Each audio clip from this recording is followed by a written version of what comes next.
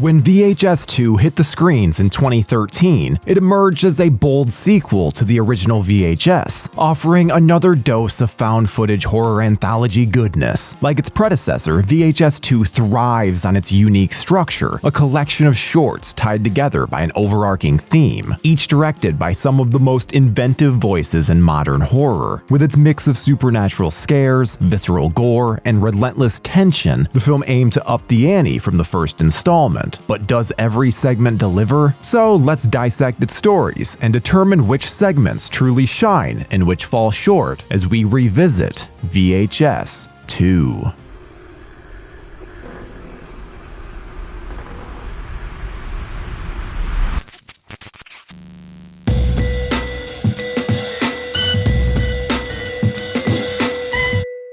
Before we dive into the segments, let's discuss a little backstory. The first film achieved success both critically and financially, so naturally there was demand for a sequel. Similar to its predecessor, VHS 2 is an anthology film. Multiple directors were brought on board to create standalone short films. The shorts were then connected by a wraparound story, Tape 49, which would be directed by Simon Barrett. Notably, the director lineup for this film is pretty damn stacked. It includes Gareth Evans, Jason Eisner, Eduardo Sanchez, Greg Hale, and Adam Wingard. Each segment was designed in the found footage format, which required meticulous planning to maintain the illusion of real footage. This included creative usage of in-camera effects, low-budget practical effects, and clever editing. Phase 1 clinical trials used POV footage from a cybernetic eye implant. A ride in the park uniquely incorporated a zombie outbreak through a GoPro camera worn by a biker. Slumber Party alien abduction delivered its chaos through the perspective of a dog-mounted camera. You'll ruin my life. Please give me the camera. Yeah, right. I'm putting this all over the internet.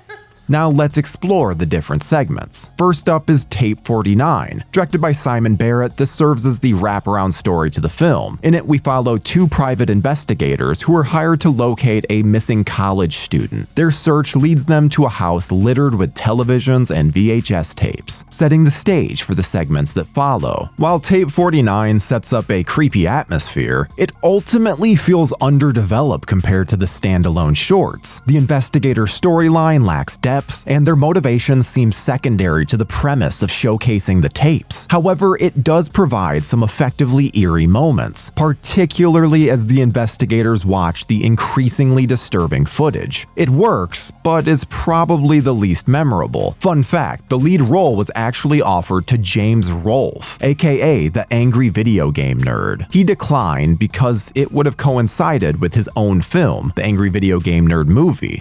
We missed out. It's sucking. It sucks. It blows. It's a piece of shit, and I don't like it.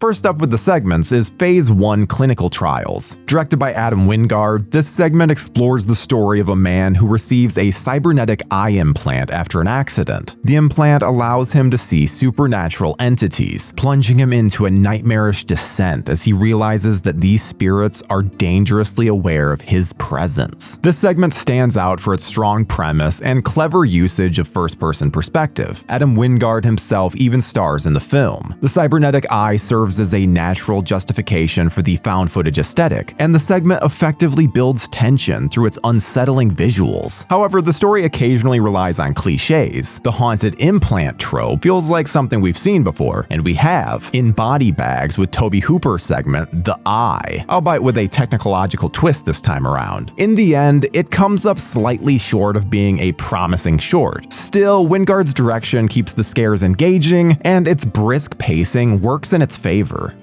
So you guys are gonna sit around watching me take shits? I'd say that's a fair compromise, Mr. Middleton.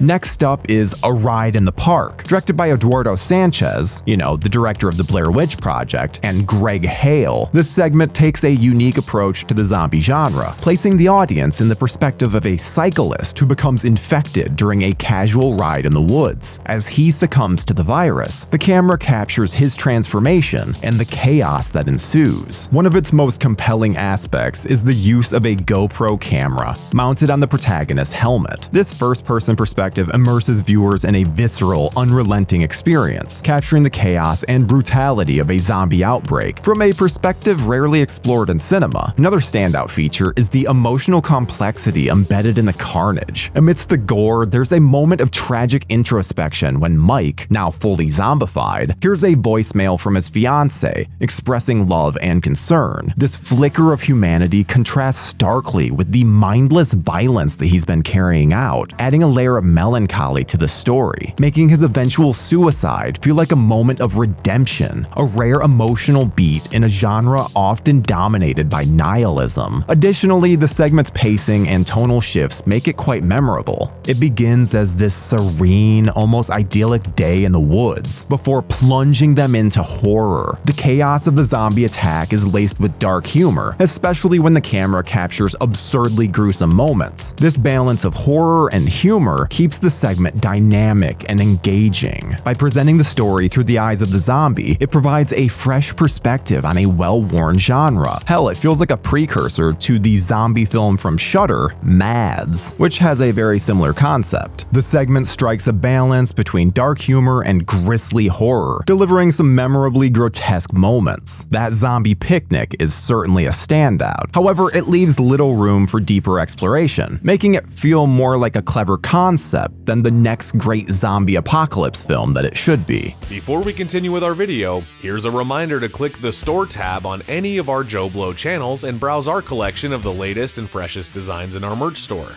Go get you some.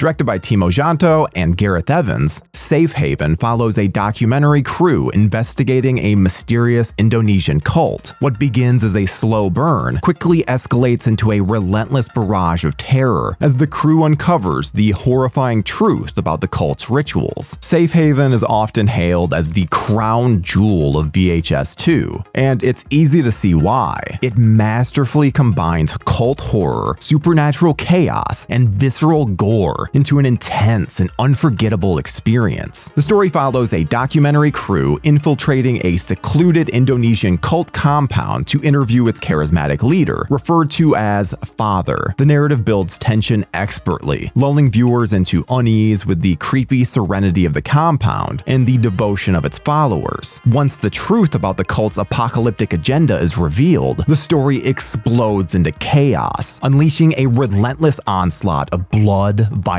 and nightmarish imagery. The camera work is frantic yet controlled, capturing the horrifying events in a way that feels immersive, without becoming disorienting. The segment's pacing is one of its greatest strengths, steadily ramping up dread before plunging headfirst into full-throttle terror. The tonal shift from eerie investigative journalism to a hellish descent into otherworldly horror is seamless and effective. The grotesque practical effects and unflinching gore amplify the horror, but the segment's true power lies in its ability to evoke existential dread. The cult's fanatical devotion and the apocalyptic demon birth climax are horrifying, not just for their physical brutality, but the sense of inescapable doom that they convey. The directors managed to inject brief moments of dark humor and absurdity, such as the unsettlingly cheery father unleashing destruction, that give the chaos an unsettling edge. If there's a critique, it's that the sheer pace and intensity of the final act might be a little overwhelming or excessive for some viewers. However, for fans of bold, high-octane horror, Safe Haven is a masterpiece of the genre, combining visceral thrills with a disturbing exploration of faith, fanaticism, and the macabre. It's a tour de force that leaves an indelible mark. But hey, what else would you expect from Gareth Evans?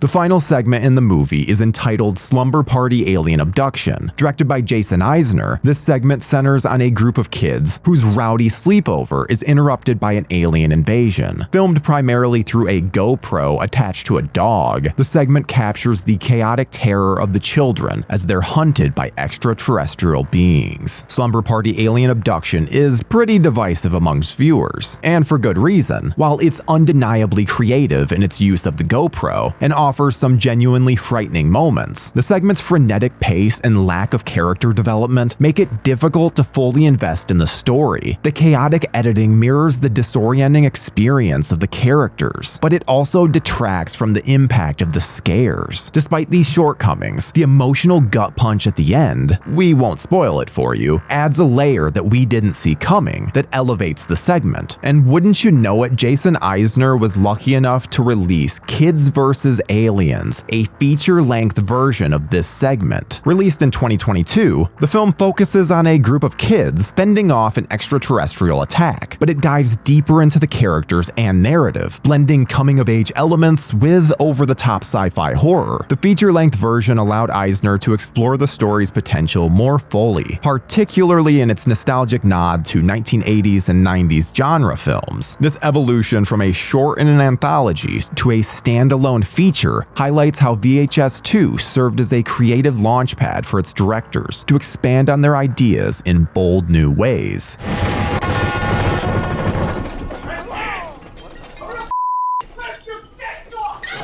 VHS 2 was better received than its predecessor, with critics praising its improved production quality, innovative storytelling, and standout segments like Safe Haven. The film currently holds a Rotten Tomatoes score of 70%, reflecting its positive reception. Premiering at the Sundance Film Festival, it gained significant buzz, with festivals helping to showcase the film to both horror enthusiasts and critics. Within the horror community, it quickly became a cult hit, appreciated for its bold approaches to the found footage genre and its variety of scares. Safe Haven, in particular, is often cited as one of the best anthology shorts ever made. Most of the film's success came through digital and home video platforms, where its anthology format and found footage style made it accessible and binge-worthy for fans of innovative horror. Additionally, the inclusion of directors like Gareth Evans and the global settings of certain segments gave the film broader international appeal, with horror fans worldwide praising its ambitious ideas and execution.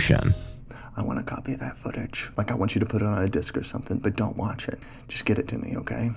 VHS 2 excels in its willingness to experiment with the found footage format. Each segment takes a unique approach, ensuring a sense of variety and unpredictability. The anthology's standout, Safe Haven, is a testament to the power of combining strong storytelling with unrelenting horror, while segments like A Ride in the Park and Phase 1 clinical trials showcase innovative uses of the found footage aesthetic. The movie also benefits from its high-energy pacing. Unlike the first VHS, which occasionally dragged, the sequel keeps the momentum going, making it a more consistently engaging experience and shorter runtime. While the anthology format allows for creative freedom, it also results in an uneven viewing experience. Segments like Slumber Party Alien Abduction and the Frame narrative Tape 49 feel undercooked compared to the stronger entries. Additionally, the reliance on gore and shock value can sometimes overshadow deeper thematic exploration, leaving certain segments feeling hollow. You're not going to get anywhere if you don't hear what I have to say.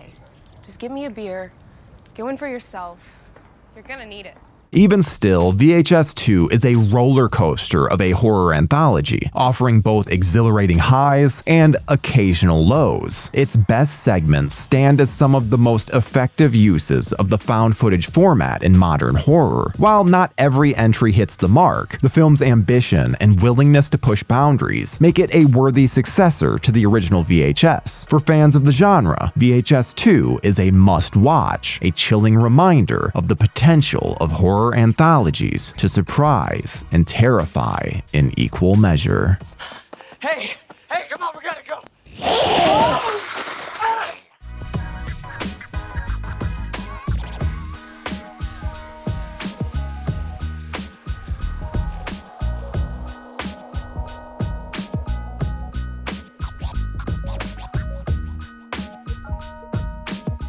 Thank you for clicking on our video, everybody. If you like what you saw here, please make sure you like the video and subscribe and share with your friends who like this sort of content. JoBlo remains an independent company, and we appreciate all of your support.